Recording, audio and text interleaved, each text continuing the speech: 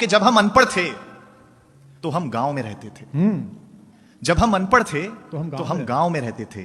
हम पढ़े लिखे हो गए तो तनाव में रहते हैं। अच्छा।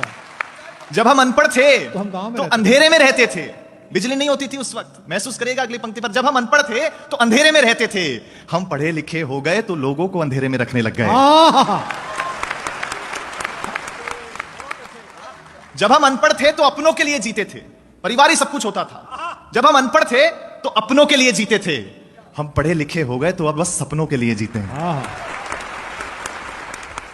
हम अनपढ़ थे तो रिश्तेदार होते थे। अगली पंक्ति पर अगर महसूस हो जाए कि मैंने कुछ अच्छी बात कह दी है तो आपकी तालियां मिले। जब हम अनपढ़ थे तो केवल रिश्तेदार होते थे। हम पढ़े लिखे हो गए तो अब रिश्तेदार भी दूर के हो गए।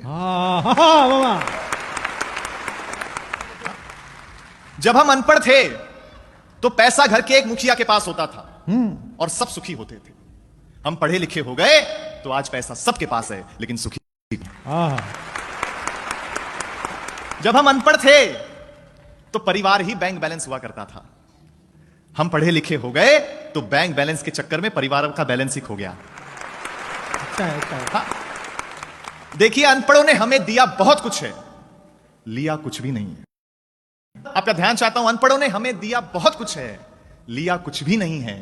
हम वो आखिरी पीढ़ी हैं साहब जिनकी माओ का सोशल मीडिया पे अकाउंट ही नहीं है। कितनी अच्छी बात है।